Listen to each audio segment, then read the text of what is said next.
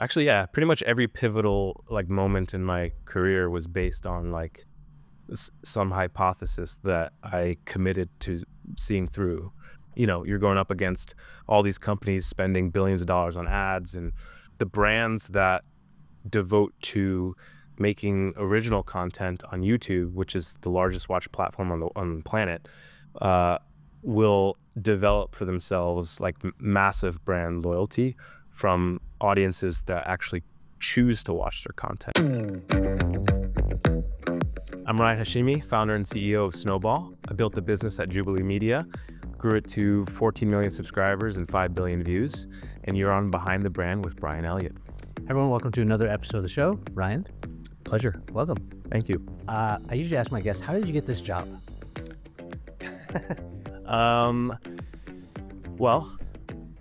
It took a long time of just being embedded in YouTube land for many, many years. Right when it started, I was obsessed with it and spent all my free time on YouTube. Yeah. And then eventually it turned into a full-time career, building an actual channel on YouTube.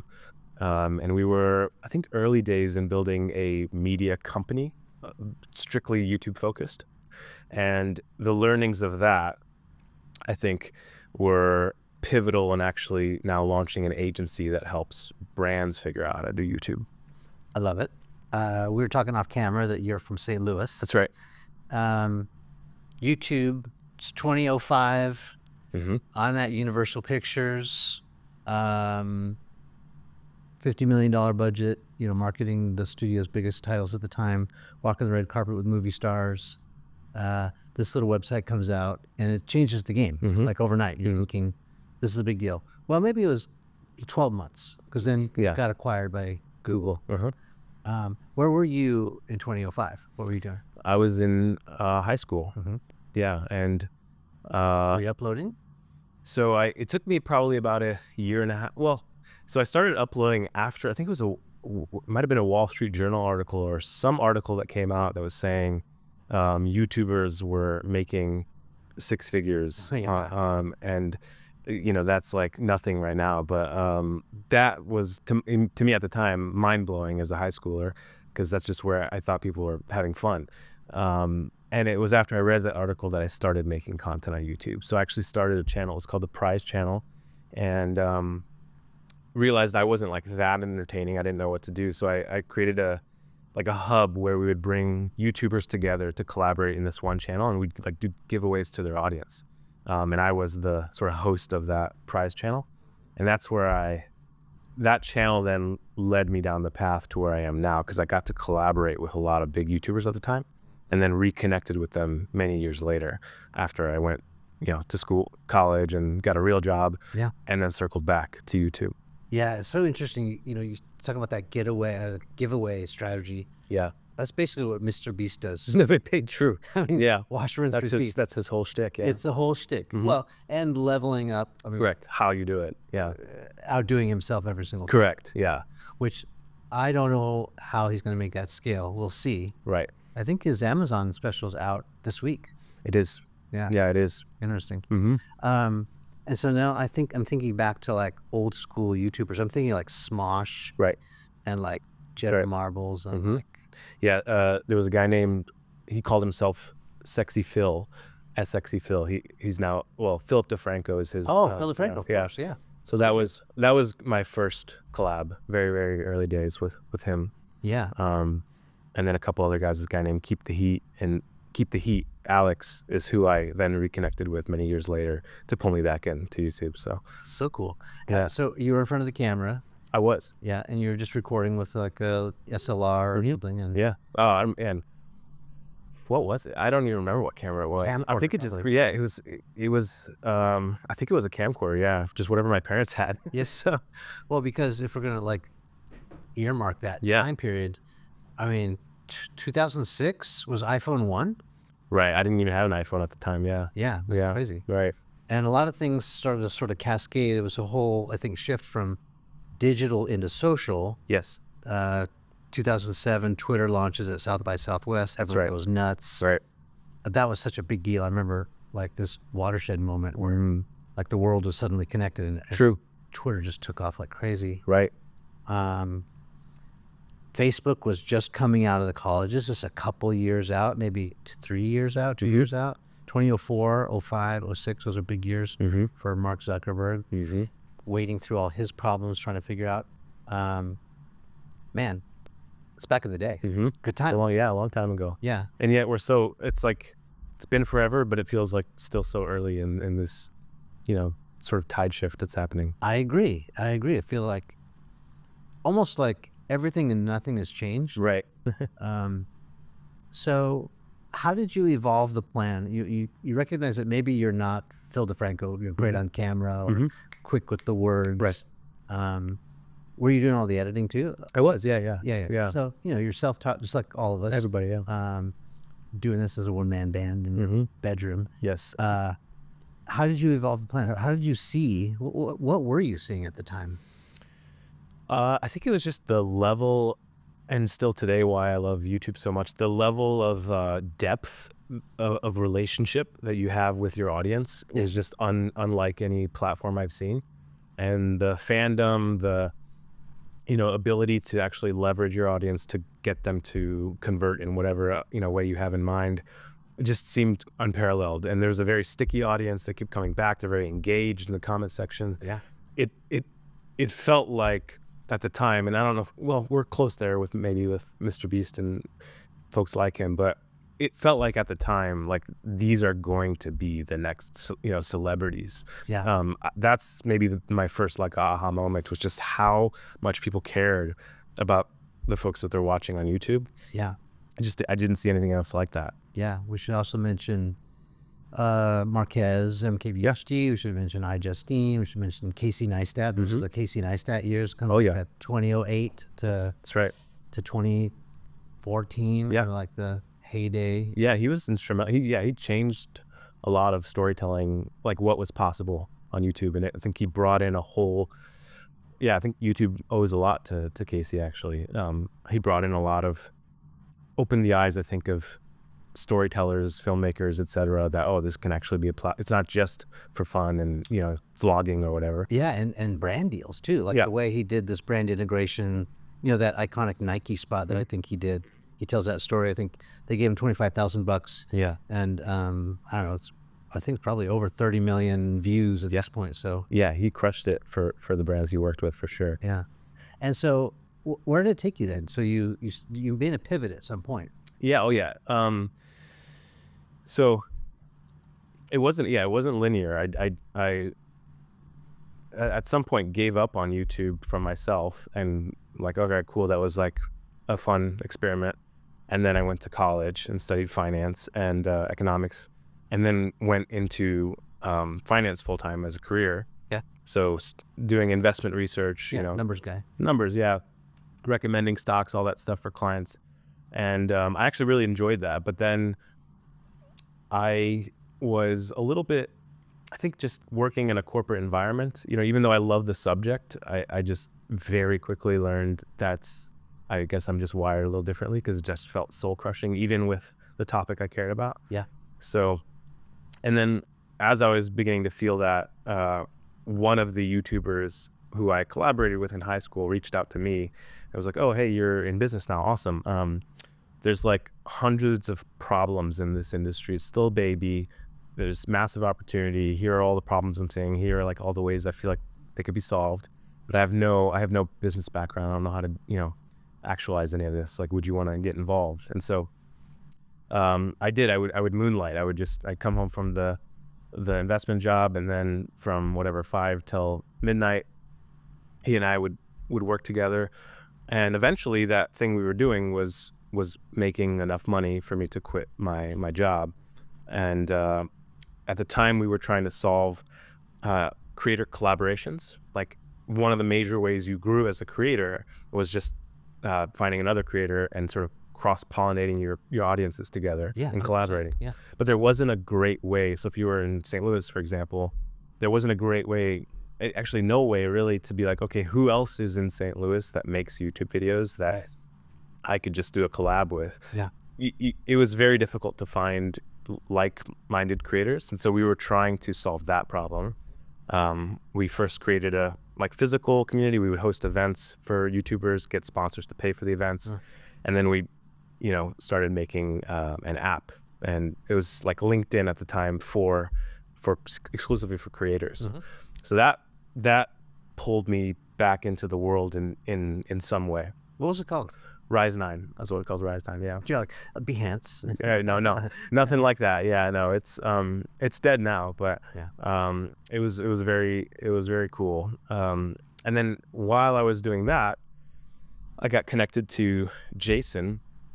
Jason started Jubilee Media with this vision of like creating a mission first entertainment company. This was at the time, this is when it was the first Trump election, and there was just massive division happening. I mean, we were just, 16. yeah, we were just seeing so much polarization.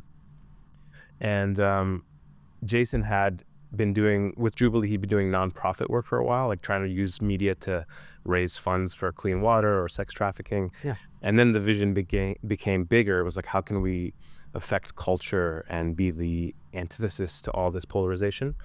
So turned Jubilee Project, which was the nonprofit, into Jubilee Media, for-profit startup. And right at that time, he asked me to come, would you be interested in building out this business? And so said bye to Rise 9, joined him at Jubilee. It was just like 4 or 5 of us. And then, came a, mass roller coaster of, this is one of the best times of my life. But that then set off this, domino of being really in YouTube. Yeah. So weigh in on this. You think this is the best time or the worst time to jump into to become a creator, the creator game? I think it's the best time. Yeah. I mean, what I would say is, creators oftentimes when they start, they're too in their heads, and they ask themselves like, oh, how do I be like XYZ creator? And they end up just sort of copying, other creators and not finding their own voice, what makes them unique. Yeah. And I think if you're trying to just be like, I want to be the next whatever, and just kind of copy other people's styles, I would say maybe not the best time for you. There's just 1,000 people playing the copycat game. But if you have a distinct voice and you have something unique you want to bring to YouTube, there is always room for that. And I would also say, like, I've been pleasantly surprised, like the amount of niches within YouTube that you can be a lead creator in, car excavation, gold mining. I mean, there's like, my mind has just been blown over the years by how many creators in the different crazy niches that I didn't even know existed are killing it. Yeah. It's true. The wheels are turning. I have so many thoughts about what you just said. There's a lot there. I want to unpack it just a little bit. Yeah. So I agree. I think, the critics would say, well, everything's already kind of been done. Sure. And then the people who are fearful or have that scarcity mindset, they're thinking, oh, AI is just gonna, and then fill in the blank. Right. I feel the opposite. Yeah. I feel like, yes, there's a lot of dupes out there. People are going to create faceless avatars that use AI to parrot their favorite. We're seeing that with thumbnail design, even, at that level. Like, people see a thumbnail design that works, and like all of a sudden everyone's thumbs look the same. So exactly, you always have to be pivoting and be out in front. Well, on that note, if I can, I would say, actually, what we're seeing, for example, with clients and even with some creators that I mentor now, like there's just these cycles that happen on YouTube. So the beastification of thumbnails, for example, where they all kind of look the same, they're like super vibrant poppy colors and exaggerated faces, like that's actually beginning to die a bit. And we're seeing like creators who have extremely minimal, super simple concept thumbnails are actually now standing out more because it's just now different than all the copycat type stuff. So the pendulum swings back and forth, right? Exactly. Just when you thought you had it figured out, it's like whoop. Or even they change the algorithm. Let's talk about that for a second. Sure. Have you seen that change? I mean, in the beginning, you'd have a certain number of subscribers. You Yep. could Mhm. bank on, 10%, 20% at times of that population getting notified when you upload. Right. And now you'll be lucky if it's 1%. That's true. That's true. It's a drag. Yeah, yeah. So I would say that that's probably the biggest algorithmic change ever. That from the biggest transition that I think a lot of creators, friends of mine, went through a lot of pain. Exactly right. Is that if you built your early days, if you built your subscribers, your videos would just get served to them because that's why they click subscribe. Well, that's what they told us. Correct. Yeah. So, Yeah. That's the the point. goalpost. Yeah. Yeah. Exactly. Now, I will say, I'll maybe credit to YouTube is that like after this change, not much has changed, but now YouTube prioritizing what is going to get us the most watch time on our platform. Yeah. Is simply saying, so if you have subscribers, they do actually use your subscribers at first as like a testing ground. Right. Like, do your subscribers even like this video? And they compare it, they're doing a lot of comparative stuff. And if your subscribers seem to like your video a lot, then it will start to spread, but it's gone are the days where it's just, your 100,000 subscribers are all going to be watching the video you made. Now it's a small subset of them are tested once it get uploads. And then if it does well, it'll proliferate from there. Yeah. Yeah. When you're saying, it's gone from like overproduced thumbs to like underproduced, Mhm. I think the name that comes to mind, do you know Sam Silik? Yeah, of course. Oh yeah, that's a classic. Bodybuilder. Like not even like zero effort in his like thumbnail and stuff. Yeah. Yeah. He's got the Rode mic clipped to his hat. Yeah. Yeah. It's all dark. So there's no production. Mhm. He's just holding a camera up in his car sometimes. Yeah, so I would say that's an interesting case study for me because a lot of people who saw that, and even like folks in the YouTube space, were like, oh, this is like that packaging is where everything is headed, so let's try to do Sam Silik style. Right. I would say like not so fast, I guess. He developed a sort of cult-like following. Yeah. Where people really wanted to go super deep with him, and they really like the raw, authentic, I'm not even trying, I'm just being myself. And it's almost like he's succeeding despite his lack of effort on the packaging. I wouldn't say that it's because of his minimal packaging. But on that same note, though, we are seeing, though, the more simple in concept, the less vibrant, colorful, poppy thumbnails actually are working a little better right now. Yeah. This is maybe a good time for me to talk about brand. This series is called Behind the Brand. Mm-hmm. People come and listen and watch, I think, to learn how to build their brand from the experts who are doing it. I've asked probably 500 plus people this question. What is a brand? And I'll kind of couch that or give some context around that. I think Sam is true to his brand. Mm-hmm. And that's why whatever it ends up looking like is why it's being well received. Exactly. And so the answer to like, what should I do on the creative side is, who is your audience? Yeah. Who are you? Mm-hmm.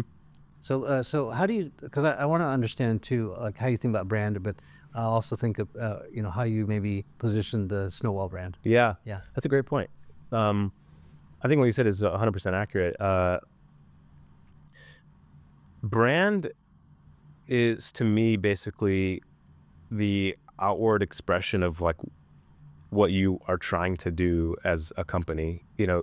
Sometimes you could say it's like the embodiment of your mission or vision, but I think where it gets a little muddied is sort of when you add the traditional sort of branding element to it, like brand strategy, and that I think is like how our what's our aesthetics, our colors, our vibes, all that stuff. That to me doesn't matter as much. I think it's when we look at what oftentimes people are drawn to, especially on YouTube, for example, it truly is like authenticity. That's like the name of the game. And so for me, good branding is pushing past all the administrative and like, basically the BS, and just asking yourself, like, how can we fully embody what we stand for as a company in everything we do. That to me is branding, because it shows up in everything you put out if you actually try to live by that. Yeah, I think that tracks with what I've heard too. I had my 2 cents. I think back, literal, like in the Wild West. They're putting a brand on a horse. It's the Double RL Ranch, or whatever. Yeah. That is a literal brand, so Right. that you can identify that is your property. But that's not what we're talking about here, because Right. a brand is not your logo. It's not your mark. It's not even your color palette, Right. your legal Bible about what you can and cannot say. All that stuff, I think, is window dressing. Exactly. It's important. Yeah. It's important because it helps communicate what you're trying to. But above all else, a brand is distinct, and a brand is something I think people are willing to stand in line for, Right. and pay a premium for. That's right. So it's like, I go to Costco and there's like a bottle of ibuprofen, the size of like the pickle barrel, and it's like $8. Right. Or I can buy the Advil right next to it for $500. Right. I don't care Right. about the generic brand. Right. I don't need to buy the name brand Advil because it's the same in medicine. Right. So I buy the no name because it does the same thing. Right. And so I'm not willing to pay a premium for Advil because it doesn't matter. Right. It's indistinguishable. Yeah, I agree. I think the window dressing, as you called it, is unfortunately where it seems like most companies get lost in the branding. It's almost like they use the window dressing as just kind of checking boxes, and they're not really asking ourselves, like, how do we maximize the presence of our like mission, vision, like why people even like us in the first place. Yeah. Like, how do we maximize that? It all gets watered down by the, like what you're saying, like, oh, we can't say that, or just let's tweak this, put this there. I think it just was a not a good exercise. Yeah, well, it is in some ways all part of it. So another thing I was thinking is that a brand is a shorthand for what you stand for. It's what people say about you when you're not in the room. Yeah. And so therefore, you have these best laid plans. You create this brand, you put it out there in the world, and then your part is done to a certain degree. Right. You got to walk the talk. Right. Do what you promised to do, but then people have their own interpretation. I'm thinking, I saw this spot on the, is it Hermes? That high luxury bag brand, right? And they have these bags that are like over $100,000 a piece. Right. But, price is a story, but also that exclusivity, the fact that no, you cannot have it, You're right. is also part of their brand. This is rare. Right. This is special. This is handmade to the nth degree. And that all goes into the brand exercise too. No, we're not making 100,000 of these. Yep. This is like the Ferrari. It's numbered, Right. limited, and that's part of the brand too. So Agreed. you can have lots of different brand strategy. Yep. If you're someone like Walmart, you're the low cost producer. Right. If you're someone like Hermes, you can expect to wait and not get what you want, and then eventually pay way more than you expected. Right. And it's funny because it's a way to express our own identity. Oh yeah, by what we choose to purchase. What we choose to prioritize or purchase. Because if I'm going to buy a bag like that, what does that say about me? Right. I'm a person of means. I'm not in a hurry. Right. I care about hand craftsmanship. I care about social proof or status. Yeah, exactly. So branding is so important. I agree. And you're in the strategy business. So let's break down what strategy is. Because I think strategy is your thesis. I don't think it's your goal or the tactics. I think it's more of an essence, your thesis of how to go about something. But let me hear it from you. Yeah. I forgot the guy's name, but there's a book that I read that informed, I think, my opinion on this. Is called Play to Win. And it's essentially what you said, which is the strategy is essentially, to use your word, an actual thesis, a hypothesis on how you're going to achieve what you set out to achieve. Yeah. It's not the planning. It's not the administrative, like, oh, we need to hire 20 people. We need to, that all those things are sort of a byproduct of your strategy. Yeah. And so, to your point, I do think a lot of people oftentimes don't have a well thought out or robust enough strategy. Yeah. And they just kind of move into the sort of planning, oftentimes like this, so they call it strategic planning, which I think is a misnomer. You got to have a very clear strategy, your plan on how you actually, set out to win what you're after. Yeah. And then comes all the, like, what do we need to execute on? I agree. I think people conflate tactics and goals. Mm-hmm. They also conflate strategy with goals or strategy with tactics. This is, what we're going to do. No. Yeah. Like, that's not strategy. Those are Right. tactics. Right. I like biographies. Was reading George Washington's biography lately. It's super interesting. Wow. Just as an aside, so George Washington's strategy is fascinating. He, I knew nothing really about the Revolutionary War, or even his thing, but and I could talk for 3 hours on this, but it seems like George Washington's strategy, he knew the cards he had to play, and they weren't good cards. It's this ragtag, American army against the most significant military force in the world at the time, especially if it's the Navy, the British Navy, like unbelievable power, and then their dominance across the world. But, so you think about this kind of David and Goliath story, Right. but George Washington knew what he was up against. Yeah. So what was his strategy? Fight him head on? No. Fight, lining up the way that they did? No. He needed to go rogue. He needed to go guerrilla. And in fact, George Washington, his greatest, I think, strengths were in these strategies to do little attacks and then retreat. So he would go and engage, and then he would run away. That's funny. And escape, because he didn't have the means. Sure. Not enough ammo. The people were starving. They were wearing their cloth around their feet, Right. frozen to death. And then that famous picture where he's crossing the Delaware too. Right. Again, that's a strategy about trying to catch the enemy off guard. Yeah. Freezing cold, fog everywhere. Right.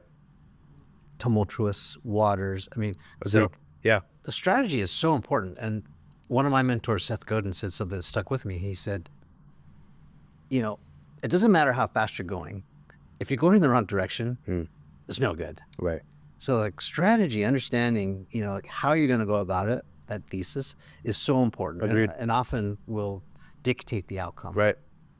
I agree. Have you seen that then in your own path? I think so. I mean, I even just in launching Snowball, I think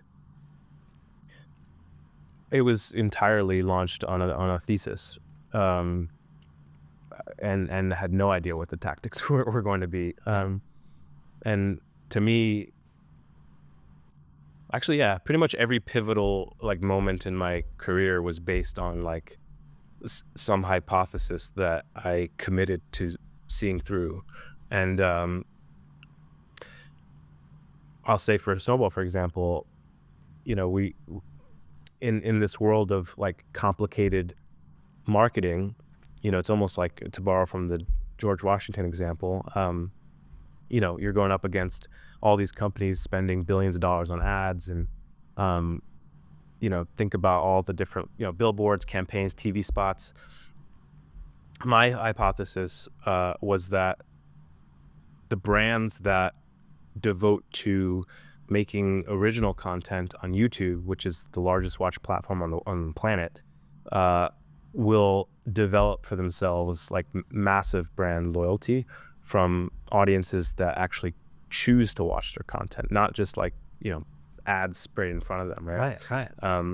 And so now I'm on this, I don't know however long it's going to take, but I'm on this mission to sort of see that through and play that out. Yeah. So how are you helping them be their authentic self, to be true to their brand? Yeah. Because you're right. Every single successful YouTuber has their own brand, personal brand. Yeah. You know, we mentioned Phil DeFranco. Like, I know what Phil's brand is. It's that form of news, Yeah. non-traditional news story. With a lot of wit. Wit. Yeah. Sam Silk. Go back to Sam. Sam, I think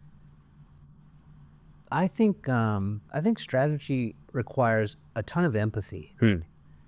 And when I use the word empathy, like a firm understanding of who you're dealing with at any given time. Yeah. So that could be your audience, if you have personas, or in the case of George Washington, he knew his team, not great, up against a formidable enemy. And so he had his strategy planned accordingly. Right. And so I think, back to Sam was just like, fuck it, man. I'm bodybuilding. You guys want to come along with me? I'm gonna show you how I'm doing it. Right. And it's not, you don't need the masses for that, right? You just need the right number of people who care. That's true. Happens to be a lot, but MVP is this name, this acronym that's thrown around in startup. It's also kind of like minimum viable audience. Right? Sure. Like, that's true. Who should you be focused on? Who do you care about? True. How are you helping these creators do that? Yeah. So from the brand perspective, as much as I, don't love getting stuck in window dressing, obviously our starting point for a lot of them is to understand what they believe their brand to be. Yeah. So we're oftentimes not like dictating their brand by any means. It's a full understanding of what they have come to realize about their brand today, from like customer personas to why people care about their brand. And we always start things off with like a 2-3 hour deep dive and just trying to understand everything about their brand. But then to your point on like minimum viable audience, what our creative team then does is create a format, sort of roadmap of concepts, types of videos that we feel can bring that, whatever we just learned from that brand, what makes their brand important, brings that to life in an interesting, entertaining way that people would actually want to watch. And we won't know, like we're oftentimes pivoting along the way, right? We make content that the brand is excited about, that we're excited about, but then based on what we learn, we're constantly evolving over time. Yeah. Can we do like a little live case study? Sure. Maybe? Give me your feedback and we'll see how this goes. Yeah. So let's go back to Hermes. Okay. We know who they are. We know what they stand for. Yeah. We know how much a Burka bag costs. What could they be doing on YouTube? So what's the strategy? There's a huge niche for, so it's actually a subreddit I found, I don't know, 7-8 years ago, but it's blown up. It's called Artisan Videos. There's a massive niche for artisanal like craftsmanship, like how it's made. Yeah. And one of the, for example, a brand that there was a spot, an episode of a video I think Singapore Airlines did, which was like how Singapore Airlines makes, I don't remember the numbers, but like 200,000 meals for their first class in a day, right? Yeah. And for any person, that's interesting, right? You're like, oh, that is a challenge. How do they do that? And then they walk you through the process, and obviously it's premium. It looks, the food that they're showing, how they develop the menu and how much care they put into it. And you're in it just for the how it's made thing, but along the way you're observing how much care they put into it. Yeah. And similarly with Hermes, like I think there's an entire world around their design process, right? Like how these $100,000 bags are actually designed to the manufacturing process. You talk about the handcrafted to the nth degree, like people want to see that. And there's really interest, like my hesitation is typically brands make it too commercial. Like it almost feels like you're watching a commercial. Right. But if they can have sort of take a much more authentic approach, more native to how I think YouTube content is, I think there's an entire like whole set of series for a brand like Hermes to showcase the amazing amount of work going into their products, but also then the takeaway when people watch it are like, that is worth $100,000. Yeah. Like, so it's all, pulling them into your world and getting people even more excited about how these bags are put together and made. Yeah. Do you think about like personas and like the target audience? Do you do targeting? Yeah, we do. Yeah, I mean, oftentimes the brand will present us their personas usually. Like they oftentimes have done like a ton of consulting work, and Yeah. they have personas and they walk us through that. And then what we do is we kind of have an exercise internally. We call it sort of the starving crowd exercise, and it's based off of this guy named Gary Halpert who just I don't know if this actually happened, but the story goes he was giving a lecture at a university and was asking his students, we're going to open up competing hamburger stands, and I'll give you guys whatever advantage you want. So what do you want? And people would be like, I want the best quality ingredients or cheapest, source for the meat or whatever it is. And he's like, cool, I'll give you all that, but I'm still going to kill you guys because I only want one thing, and that's that my audience is starving because I can sell them anything. Right. And that always stuck with me. And so usually the last exercise we do with a brand is, given all that you've given us about your brand and your mission, your vision, your personas, ultimately, like, how can we distill that down from a content perspective for the set of people who would be starving for the content that you would be making? Yeah. Like that they would just, it scratches a major itch that they have, because that'll help you attract your initial audience a lot easier. It sort of sets a path so you're not making content aimlessly as well. Right. And then over time, that like what you learn it sort of shapes and evolves that. But that's generally where we start, is with a thesis around who your starving crowd is. Yeah. And how do we make content that like wows them. Yeah. Yeah. I think about that young kid. He's probably 10 or 11 by now. The kid who unwraps all the toys. Oh, is that Ryan? Right. Ryan's World, Toy World or whatever? Yeah. You look at that kind of video, or you look at your Singapore airline example. So who do you think that's for? I have my idea who that's aimed at. Mm-hmm. I mean, in a sense, it's watchable by anyone, Mm-hmm. but that's not the point. Right, it's not. It's aimed at certain people. So who do you think that's aimed at, Singapore? I think the goal of that piece, whether this was intentional or not, is because a choice of an airline, like, it sometimes feels like a commodity, right? It's like 100%. Yeah, it's like, well, I'm just pick the cheapest flight or whatever it is, right? Yeah. But and I think that's the opposite of being a brand, is you become this logo or a Correct. commodity. Exactly. There's no meaning. Yeah, exactly. I mean, even for me, when I think about how I purchase, there's really only one, like, for me, it's Delta Airlines. Like, if I can get a Delta flight, I'm going to prioritize that, or JetBlue as an example. And But why is that? Just because I've had really good experiences. It feels, my flight experiences have been great with them. Yeah. I like, the professionalism of their staff, and JetBlue often has like modern, and like their planes are equipped with everything I need.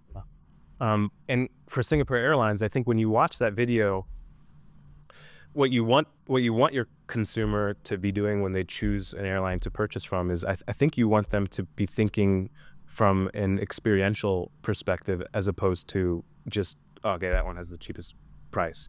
And you watch from beginning to the food actually being served, you then have a significantly greater appreciation for all the work and sort of the bar for quality that Singapore Airlines puts in to actually bring you that, that food, their craft, essentially. Yeah.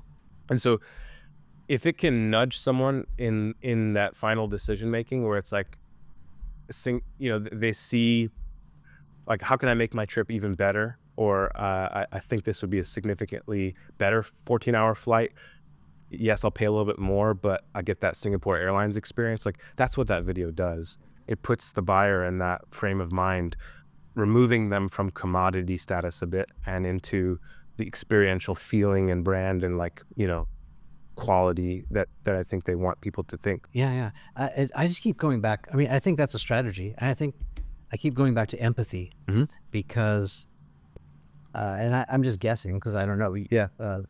Singapore Airlines, I'm guessing they take a lot of long flights, Oh yeah. right? And so if you have to sit in a plane for a long time, Yeah.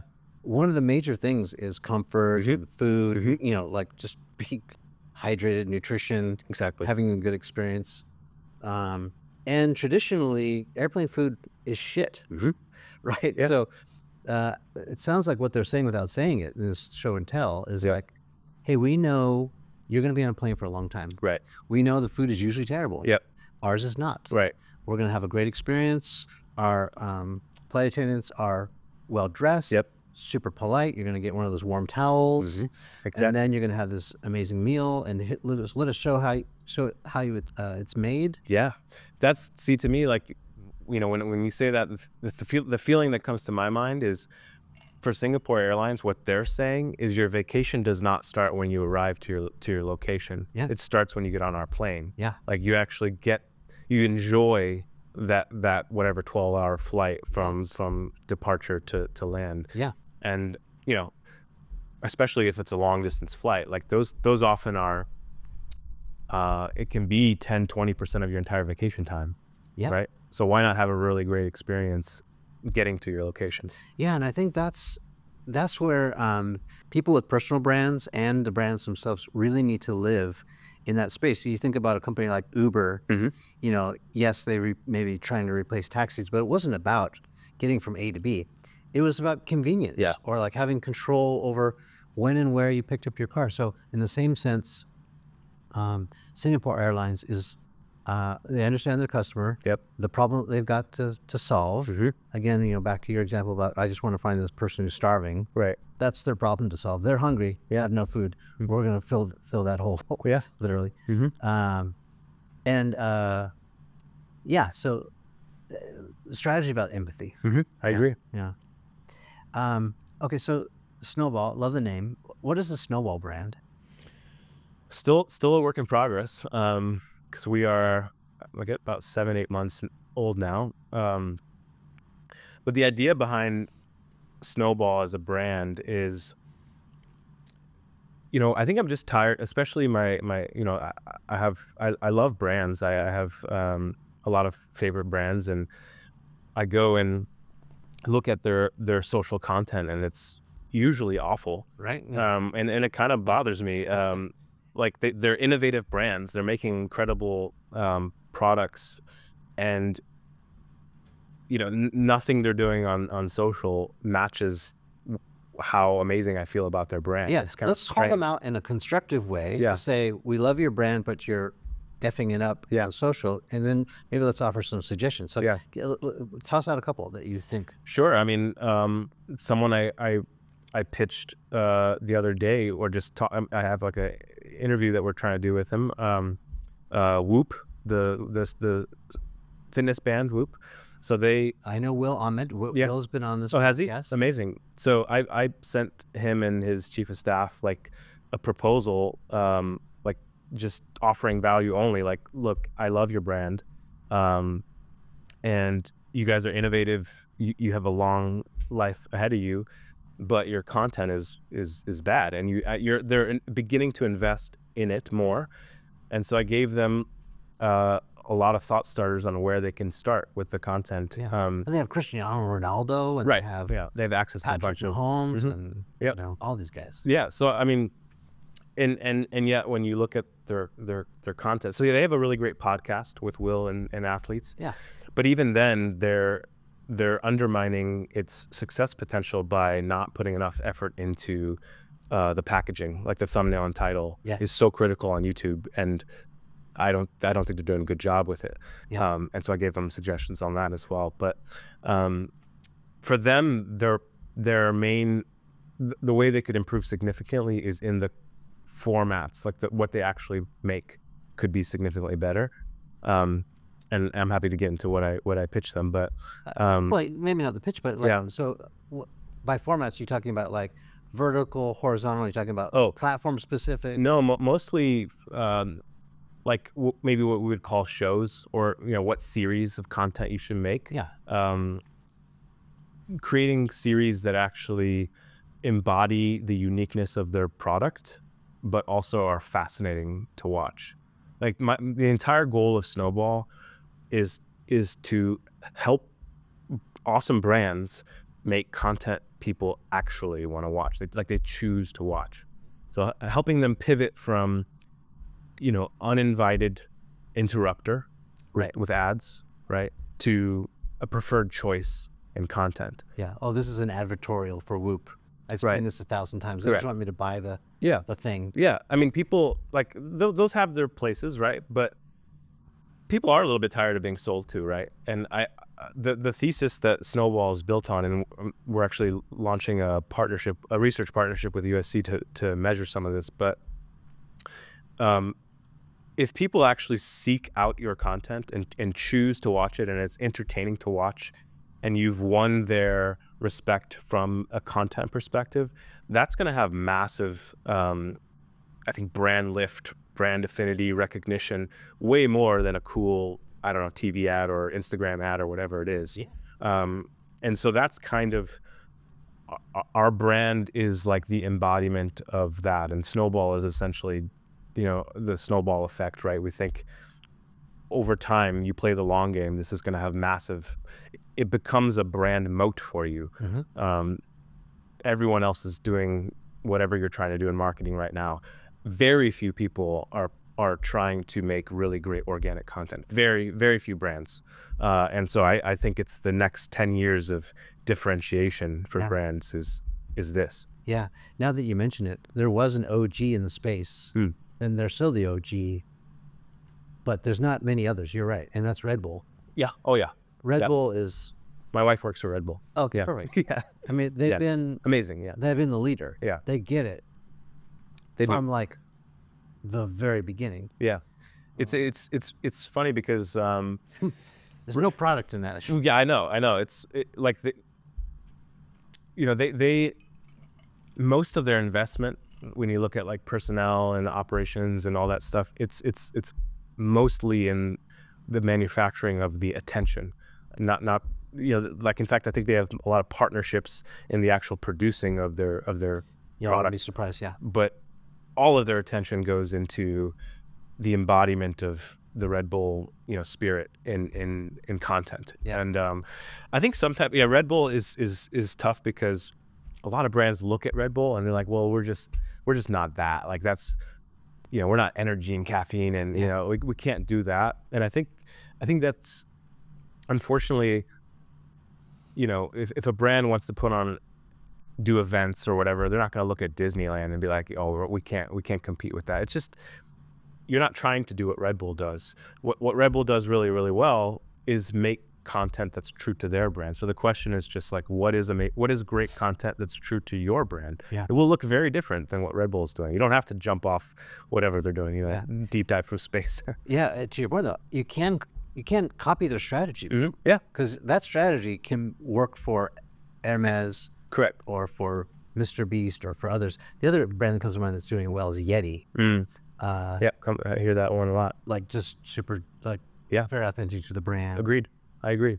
Yeah, I'm trying to find, like, because when we're sort of talking to brands and closing deals with them, often a question I ask is like, well, what other brands are doing this well? Like, it's almost like they're looking for proof that it can work. Right. And the list is very small. It's very small. But for us, then, that's a big opportunity. Yeah, exactly. Right. There will be, and there are, as we're talking to some of them, there will be brands that I think want to be different and want to sort of take a leap and innovate with marketing, with branding.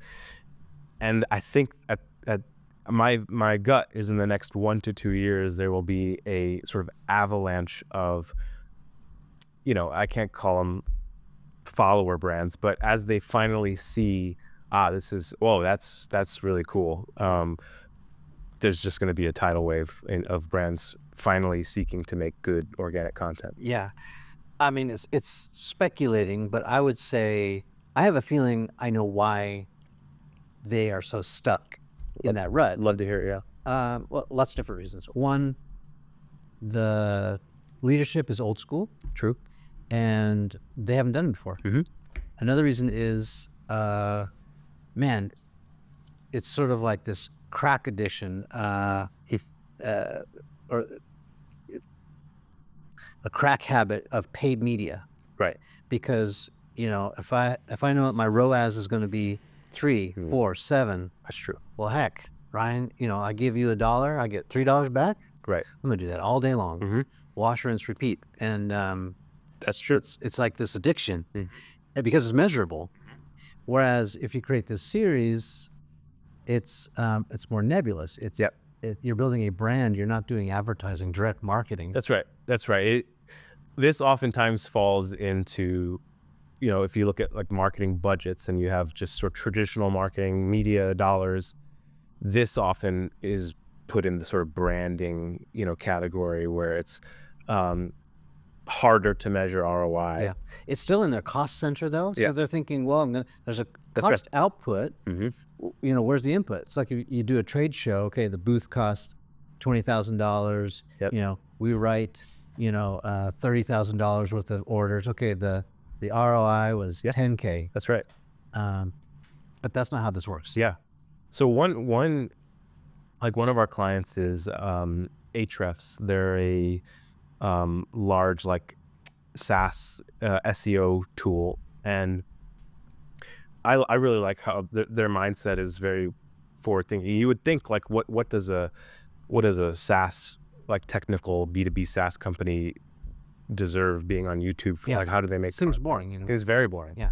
Tell me how to work an abacus. Yeah. It's not a natural fit. And yet, you know, over the past few months, we've evolved them into storytellers on YouTube, where actually the point of the content, it's a little bit more wide appeal. So they're no longer looking to target just straight technical SEO people. Like folks in that space already know about Ahrefs. Sure. Their whole initiative now is how do we actually get more people just open their eyes to what SEO even is, and that it's actually not as complicated as they think, and it can have massive impact, all that. And so we're shifting them more into storytelling that can capture a wider audience. And in that storytelling, it becomes sort of painfully obvious how impactful SEO can be. And it's working quite well. And what they do, which I think is easier because they're SaaS, but they, in their sign-up flows, they just ask basically, you know, how did you hear about us? And they see a pretty interesting increase of number of times people are clicking YouTube. And so I think there are ways to measure it. And in fact, YouTube in the long run actually can be extremely powerful from a conversion perspective. You have to earn the trust a little bit first. Yeah. Like you don't go hard there, but in the long run, it can actually be one of the highest converting, you know, taking your audience and having them convert to your product. I believe it's actually maybe, you know, one of the highest ROI things you could do. Oh yeah, preaching to the choir. I mean, direct advertising and direct marketing has its place. You know, when it's back to school time and Old Navy advertises and my kid needs jeans. Yes, exactly. Hey, I'm in. You know, I'm right there. I need that. So thanks for reminding me. That's right. Dinner bell. And there's a buy one get one or a 30% off for a limited time. Great. And I go get it. Problem is with advertising, it's like a shotgun blast. Yes. Not everyone's ready to buy a new pair of jeans for back to school. Right. So a lot of that gets wasted. Yep. But what you're saying is brand building is building trust. It's that people will wait in line around the corner. I remember when the Supreme store opened. Yep. What was it, 5 years ago? When that was a thing. Right. Man, snaked around the corner. Merchandise is gone. It's gone. Right. And, you know, you felt lucky that you got a piece. That's right. I'm hearing rumors that YouTube is taking away views and likes and all that. Are you hearing the same thing? I've heard like over the past few years, I've heard that a few times. I don't know if that's actually going to happen. I feel like we could get there, and here's why. I feel like YouTube isn't competing with TikTok, even though you might say, oh, YouTube Shorts. That's an answer to TikTok eating their lunch on the short form. Or, what's another, Instagram, you've got the community tab, blah, blah, blah. Yep. I don't think they're competing with other social networks. I think YouTube's now competing with television, broadcast. For sure. And so if you take away the views and you take away the likes, basically it's all these signals that other people like it, which would persuade you, even if you weren't interested in that content, to watch it. Oh, everyone else has seen it. Maybe I should see it too. Then it's just a meritocracy. You're not building an audience, you're attracting an audience, and you only get to keep them if you earn their attention. And therefore, YouTube becomes more like Netflix that way. That doesn't show any of their metrics either. Right. If you like the show, it needs to be damn good. Yeah. Right. Yeah. And, it's very possible. Very possible. and Spotify's kind of doing the same thing. So they just announced their creator fund and they're doubling down on video. Yeah. It's very interesting. I feel like Well, we in do another groundswell. what we do know is happening. Like I haven't heard movement on this removing of views, but what we have seen happening is a shift in algorithmically presenting smaller and newer and smaller channels much more frequently. Right. So that is happening right now. If you search for something, 2-3 years ago, you would largely see the more popular, stuff. Yeah, and now, really, that pissed me off. right. Yeah. It's hard to break through. But now there is a pretty noticeable increase in the amount of search results, or just if you're in a category of content that you're gonna get hit in a way that you've not before with like brand new channels. Yeah. And so that could be a step in the direction you're talking about. Yeah. But I do agree that's actually a complaint a lot of smaller creators have, is like if you have to constantly compete with everyone who already has a massive audience, like, do we have any chance starting out? I think YouTube's trying to answer for that a little bit more. Yeah, I like that direction. I like I do too. the Netflix model of, Because you don't know who the next amazing creator is, right? Like, give them a chance, right? yeah, it's not just that, but it's like good content is not defined by how many views it has. Well, yeah, It could be the opposite. It could be this. I mean, I remember scrolling through YouTube one day, and there's this trash truck video. It has like 80 bazillion views. And it's, I'm sure, just all these 8-year-old kids watching the trash truck come and dump the trash can. I mean, it is a little bit magnetic. Right. Like a moth to the flame. Right. But like, come on. Well, yeah. Right. So, but there are so many audiences for so many different niches. Yeah. Whether you love ponies or you love, knitting, or you love tech, or, there's something for you. Yeah. And I love that it could become a meritocracy. You could become a thought leader in that space. I agree. And I'm also seeing stats that more people are watching YouTube on TV. That is unequivocally true. Yeah. Right. Yeah. And YouTube TV is actually doing quite well. Very well. It's one of the few Google products that's actually succeeding. Yeah. It's like, I think it's their fastest growing segment. Yeah. Well, they just raised the prices on me. Oh, did they? Okay. Yeah. But share of watch time, like on TV, YouTube is growing like crazy. And I believe it just eclipsed Netflix as far as watch time on TV. Correct. Yeah.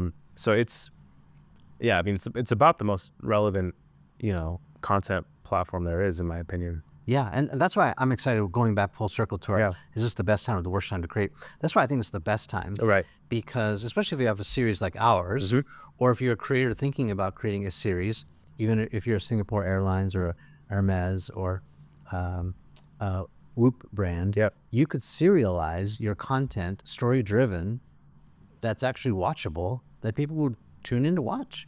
And the integration of these established TV shows with YouTube content, I mean, if it's on TV, I mean, very blurry line between what's Hollywood produced Exactly. and what Brian produced in his bedroom. Right. Right? Which is awesome for the little guy.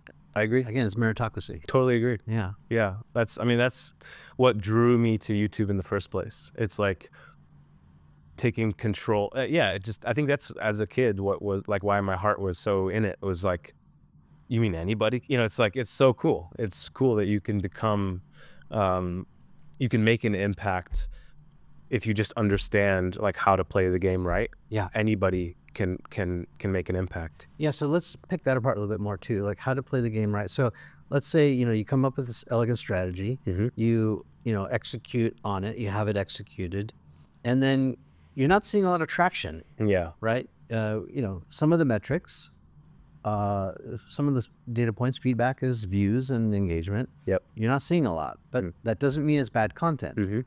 How long do you give that great idea until you pivot, cut bait? How does that work? Yeah.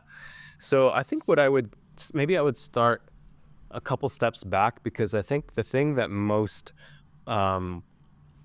brands certainly get wrong, but even creators get wrong, is on YouTube. To play the game right, you let's say you come up with a concept for something you want to, like, you think, oh wow, this would be a really great idea. So I think Let's go to Whoop then. Let's go to Whoop. Yeah. So it'd be really cool if we brought Cristiano Ronaldo and had him do a series of like soccer challenges, and along the way we're measuring, we've got the Whoop data, so we can show his all the stats. Yep. That's a cool idea. It sounds cool.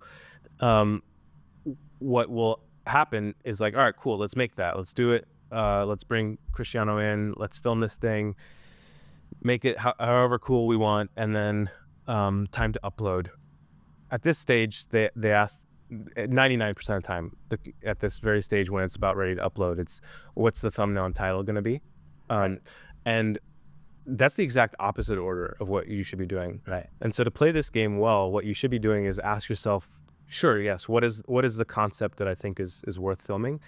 But then immediately after you have that thought, your question should be, what is the thumbnail and title that gets me very convinced that people would have to click on this and watch it? Yeah.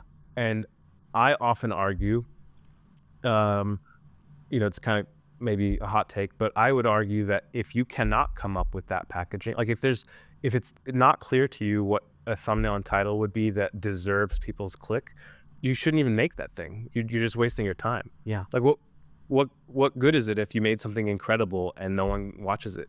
Yeah. So you do need to pass it through the filter of, is anyone going to choose to watch this?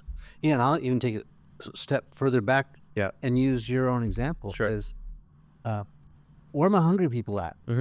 Is there anyone even hungry? Yeah, exactly. Should I even be making food? True. Right. So again, it goes back to this understanding of the audience and what they need. Yeah.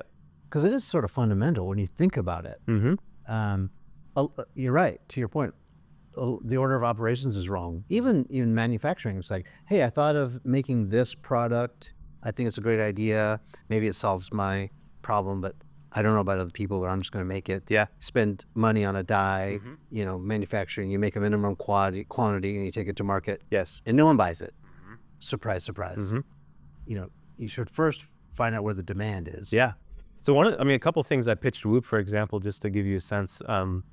Two formats that came to my mind were, the first is called Pressure Tested, and we went straight to a thumbnail and title that we felt like were super clickable. But the idea is to bring these professional athletes, or just great athletes, they don't have to be professional, and have them step into those moments that are pretty high stress, whether it's a second left on a shot clock and you're shooting a free throw, or boxer walking up to the ring right before, those moments that are hard to understand how a professional, like, mentally, physiologically is responding to them.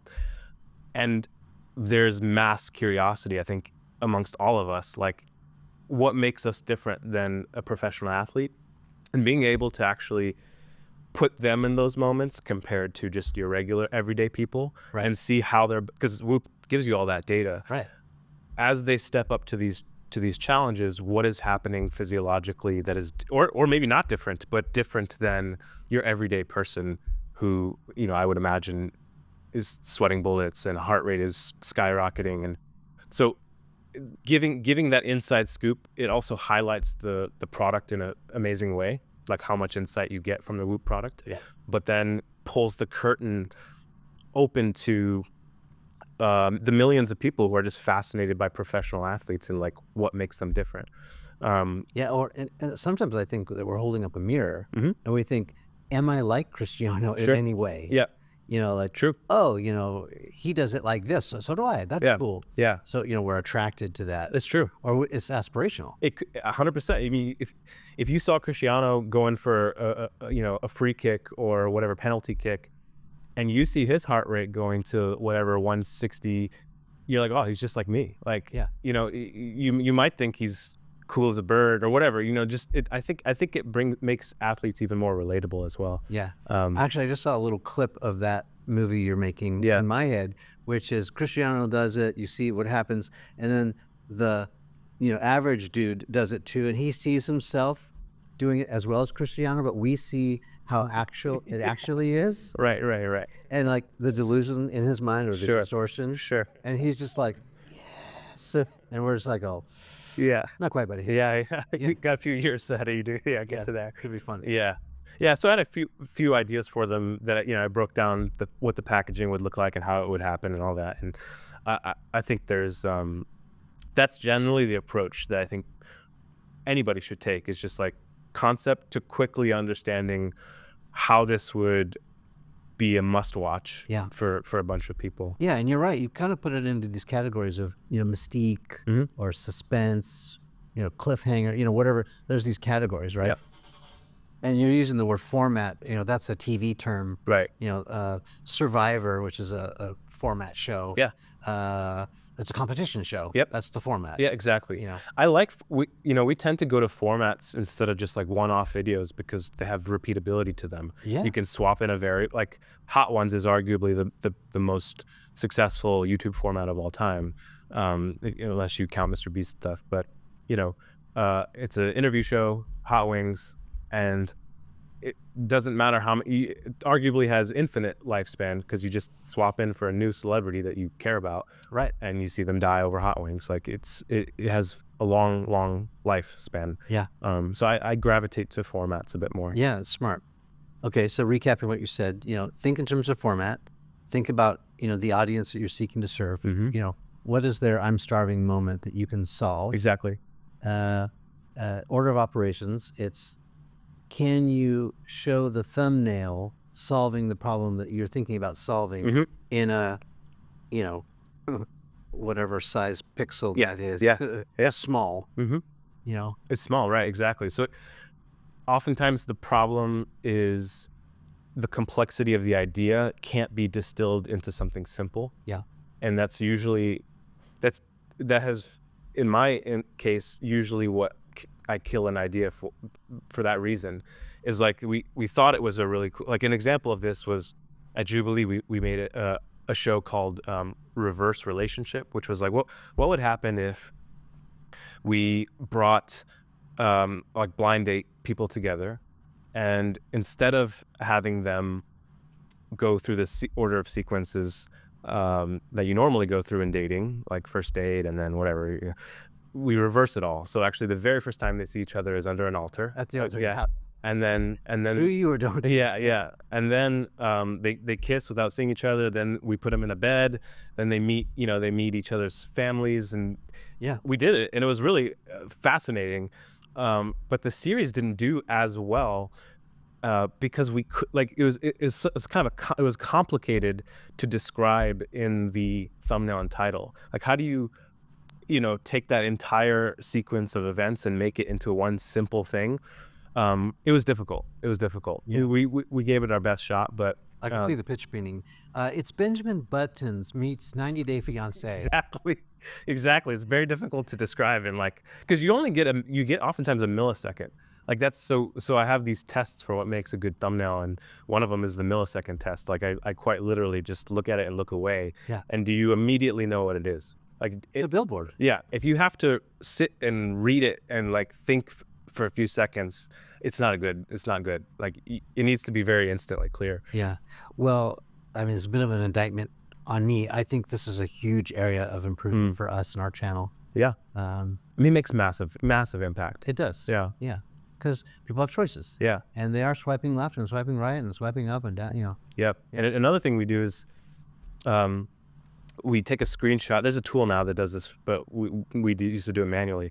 We take a screenshot of the YouTube homepage with all the thumbnails it gives you, as options, and then we take the thumbnail that we thought that would be good, and we put it on top of one, and we ask ourselves, like, how much does it stand out relative to the sea of thumbnails that are being presented? Yeah. So we do a couple tests like that. I love that. Is everyone else is green, and then okay, so we need to go the opposite of green, which is yellow or purple, or Yeah, but you see, the thing is, you won't know what the homepage of the person who's getting served your video will look like. So you just have to kind of, if you place it in front of like 12 different thumbnails, really the question is, like, is it distinct enough in general that it would stand out amongst 20 different thumbnails? And it's a helpful test. Yeah. So I still didn't hear you say how long you give the great idea before you cut bait. So we tend to do a pilot series for our formats, and it's usually, so basically after 3 episodes we cut it if it doesn't hit our bar after 3 episodes. But it's very important to, like, 3 episodes. I mean, I know. Yeah. So you do need to know what you're looking for, though, to know whether to cut it or not. Like, it's short for us because we've just, comparatively, we can compare, we just have all this data that if we can look at 3 episodes within a series, we'd be like, yeah, this seems like it's just a dud. Yeah. Is it views or engagement or both? It's actually, views is is more of a symptom of the only 2 things that matter. Well, there's more than that, but the 2 needle movers are click-through rate and then average view duration, basically. So is this concept interesting enough for someone to click into it? Right. And then once they're there, is it engaging enough to keep them watching? Yeah. Those 2 things are arguably 90% of what matters on YouTube. Yeah. And then, we look at some other stuff, like just the comments and, what percentage of people subscribe to the channel after they watch, just little things like that. But those first 2 are by far the biggest. So if you get to 3 and it's not, the CTR and the average view duration is not up to par. And by the way, that assumes you tweaked between each means you learned from, you saw the first video and you saw what went wrong. Like, you looked at the CTR and the view duration, like, okay, here's our hypothesis on how we can make it better the second time. And you make that change. But you remix it. Oh, yeah. Okay. Yeah, if you don't remix, then that's not a fair, you can't, it'd be hard to cut after 3. You need to change something significant about it in the second trial. And if it happens again, you change it again. And if still after 3 iterations of looking at the data and trying to improve, it does not work, that's usually a time we cut. Yeah. And how are you posting these? Are they just published live, or are you publishing them sort of unlisted and then? No, we'll just post it live. Okay. So let me tell you a quick story. Yeah, tell me. I had this video, it's been about 4 years, and she was a best-selling author. Her name's Mel Robbins. She's got a really popular podcast now. I thought the interview was great. I cut it down from like 90 minutes. This was like a 15-minute clip, just like highlight, like the best. I posted that, and I thought it was just excellent. Completely fell flat. Now, I didn't really tweak the thumbnail. I was guilty of what you just explained, content first, thumbnail afterthought. Bummed out, forgot about it. And I don't know, 12 months goes by. And I went back just by happenstance to see that video. And it had a few hundred, I'm talking about a few hundred views. I mean, pathetic. We have just under 400K subs right now. Anyway, it's just completely dud. I thought, what the hell? Yeah. Not fair. 12 months later, I go back and that thing has got 400K. That's awesome. 3 months after that, it was up over 2 million. That's incredible. Another 3 or 6 months after that, it was up at 4 million. So it must have, I'm guessing, in her uprise, or no? Like, was it because of her or no? I don't know. So this is what I'm asking is like, man, I think you have to, your advice is solid. Yeah. But I also think you have to be careful because, in my experience, sometimes it could be my own fault. Either I didn't tag it right with the metadata or descriptions. It took a while for the algorithm to find it and serve it to the right people who loved it. Yeah, that happens eventually. a lot. That does happen a lot. You know, so Well, I can't say a lot, but that happens. It definitely happens. Yeah. We had plenty of flops that, initially started as flops, and then because YouTube is like forever, from the moment you publish it to forever in time, trying to find somebody who wants to watch that thing. Right. So it it has a chance at life for sure. For us, it's like, we're not saying we would delete those videos after we gave them, those three videos, but when you have only limited amount of things you can make, we're trying to optimize for things that we feel don't need, I don't know, 24 months to find an audience kind of thing. So it oftentimes is just kind of a priority of like trying to get closer or faster to success. Yeah, and that's another good example of how strategy really shouldn't change. If you have a solid strategy, the tactics can change. Even the goals can change, but you want to change tactics, not strategy. Yeah, that's true. And I would say there's a couple partners of ours that I was so convinced in the format, like the concept and how it would work for their channel, that we did try it a few times, but and it didn't quite get the traction. But I kind of was so obsessed about the format that I just felt that they weren't quite executed in the the potential that the format had. Yeah. And so it's like, let's keep trying. Yeah. And that's, if you have that conviction, that can still, you should still pursue that thing, I think, as well. Yeah. Yeah, and pros like Jimmy, I've heard him say, it's a ridiculous amount of time and money invested in those thumbnails. Yeah, I mean, I think they're changing like hundreds of times. Yeah, even during upload. I think he spends, I don't know, I think the figure was like 30 or 40 grand per like videos, thumbnails, just designing, 100 variations and then doing an internal test on what they think and asking other people he respects, like, what thumbnail is the best. And then, once you upload, YouTube now has the internal A/B test. So you can upload 3 options and it will trial and tell you which one's the best. But prior to that tool being launched, there were third-party tools that allowed you to rotate thumbnails, I mean, infinitely. Like, you could put 100 and swap them every 2 hours or whatever it is. And I think at that point, it's a little too much to do that. But I do think A/B testing is pretty important, though. Yeah, and I think the message there too, if I just underscore, is like, if Jimmy Donaldson has to spend 40 grand per thumbnail and he doesn't get it right the first time out of the gate, right? If you're not getting it right, it's okay. That's true. Yeah, you're right. Right? That's true. Yeah. I mean, he's got to go through dozens, hundreds of iterations before he finds the one. All right, True. Take a breath. Like, it's all right. Yeah, exactly. Yeah, it's true. It's a good point. I mean, we were just sitting back, chopping it up, reminiscing about the good old days and all that. Tracking my roots, where I came from and where I'm going.